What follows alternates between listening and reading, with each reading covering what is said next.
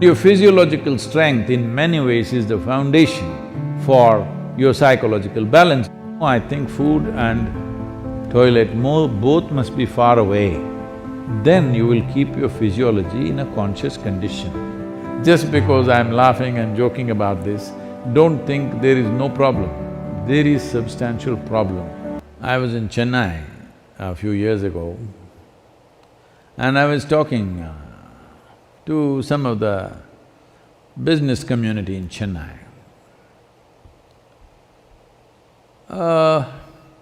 They were not particularly obese or something, but little, trying to imitate the planet. Not by being on a spin, in form, I mean. So I said, as a generation of people, look at your condition. If I had come to Chennai 50 years ago or 100 years ago, in what physical form people would be, in what level of physical fitness they would be, ordinary people I'm talking about. I'm not talking about gymnasts, sports persons, not those kind of people, ordinary people on the street.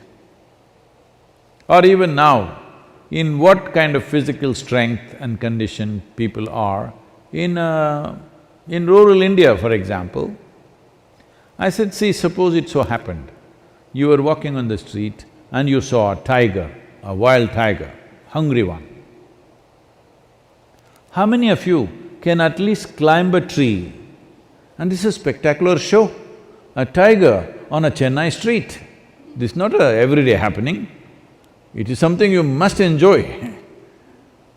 But how many of you can climb a tree, which is the trunk of it, usually the city trees, what is on the avenues and stuff, is not more than 8 to 12 feet.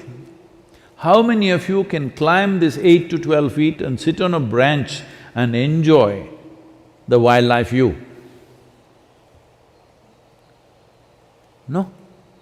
Only those guys who are doing the menial jobs, the guy who is sweeping the street, maybe he will go sit on the tree and watch how wonderful a breakfast you are. Why have we become like this? It's not that tiger is where is the tiger going to come? That's not the point. Why are you in this condition that you cannot do anything physically anymore? All you can go to office and come back. Those things are also necessary in today's world, but is it not important that you are in some way physically competent? Physical competence is a reflection of your physiological strength. And your physiological strength in many ways is the foundation for your psychological balance. It is no more in question. Your physiological strength is the foundation for your psychological balance in many ways. We've always been saying this, the yogic sciences, but people have been laughing at it because everything is keyhole. People say brain is a separate study. That's why yesterday I confessed with all the neuro experts, see, I don't have a brain. At least most of the time it's not working. I keep it off. There is enough from the tips of my hair to my toes. There are enough cells with enough memory and intelligence, they will do my life. I have disciplined them nicely. They will do my life the way I want. Because a large part of day-to-day work and day-to-day functioning is just a repeat work. All you need is a clerk. You don't need a super brilliant person to do all these things. So I've trained them and they do their work. I don't have to think how to eat, how to sit, how to stand, how to breathe, nonsense. It just happens by itself. Now, you're talking about because because of virus you ate too much. This is not because of virus you're eating too much. This is a kind of a compensatory activity that, you will see this in the cinema theaters and everything. If you have nothing to do, never before in the history of humanity was food simply available like this all the time. It's a wrong thing, that everywhere you walk there is food. It should not be. I see some of the corporations in America are organizing like this. Food and toilet should always be within whatever 50 feet or 100 feet, something they've fixed, 50 feet I think. Within 50 feet of wherever you are, there must always be food, and that food is usually 1 month old, of course, and there is a toilet. No, I think food and toilet both must be far away. Then you will keep your physiology in a conscious condition. Everywhere there is toilet, it's not good, because body has certain resilience. You wanting to run to the toilet is not just physiological, sometimes it may be when the body, at some time it is disturbed, at that time it may be. Otherwise, in normal conditions, it is more a psychological condition than a physiological condition. That all the time you want to message, not because you have something very significant to say, it is simply because it's a release.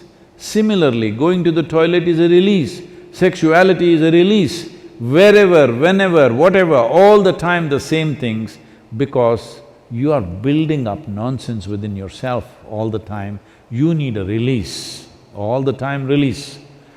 These things are being openly talked about as part of psychiatry, that you must find release. Why are you pent up? I think in one of the interviews, some journalist was asking me, Sadhguru, what do you do to unwind yourself? I said, what? Why will I wind myself up, first of all? I don't wind myself up and then want to unwind somewhere. What are you? Are you a grandfather clock or something? You wind yourself up. Even the watch doesn't need any winding anymore, it runs by itself. Why are you winding yourself up? This is simply because you understand life as an accumulation. Yes, body is an accumulation, mind is an accumulation, but life is not an accumulation, it's a phenomena that's happening.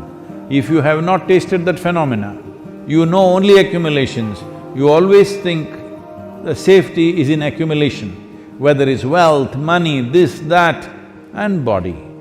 But at least your money you can keep it in the bank, though it may be heavy in your mind. But if you accumulate too much body, you have to carry it around every moment of your life. And in the world today, 30% of the population is malnourished, and around the same percentage of people are obese, overweight. See, you can fix it. The world's problems of malnourishment, you can fix it. So, this practice is there in the Isha Yoga Center. Whenever cause comes up, when Isha Vidya, educating rural children, raising funds for it became a problem, then many people in the yoga center took this up. On Wednesday evenings, I won't have dinner and let that money go to the children. I think you must find 7 causes like this. I can give you 7. Monday for Rally for Rivers, Tuesday for Kaveri Calling, Wednesday for Isha Vidya, Thursday is called Guruvar, this is for your Sadhguru. Friday for Devi, because that's her day. Saturday, you have your dinner, I'm reducing 1 day. Sunday, for Jnanalinga. Like this, you find 7 or at least 6 causes where 6 dinners you give away. Morning you eat, all right? 10 o'clock in the morning you eat well, and again eat 10 o'clock tomorrow morning. And also, because you need to keep social distancing, drive out of the town and walk back. Get into your bus, buy a ticket for 10 kilometers away and just walk back. Best you go without your phone and your wallet, so that you have to walk back. Do something, come on. Already there is one problem. You want to multiply your problems, huh? You want to increase the size of your problem? Don't do that. There's enough problem already. I'm telling you there's substantial problem. Just because I'm laughing and joking about this, don't think there is no problem. There is substantial problem. Don't fool yourself, because if your body and your mind is in a certain condition, you can easily fool yourself. This happened. Shankaran Pillai was running a garment shop here in United States. And a lady came to buy some kind of a pullover. So, he promised her it is 100% wool. She took it, went home. The next day she came back and she said, "You said it's 100% wool, but here the label says it is made in Bangladesh and it's 100% cotton." He said, "Ma'am, don't you be fooled by this. The label is only to fool the moths."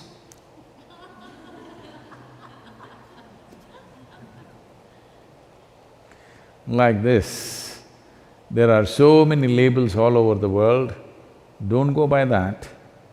This is a simple experiment you must do, all of you who are sitting now on the floor.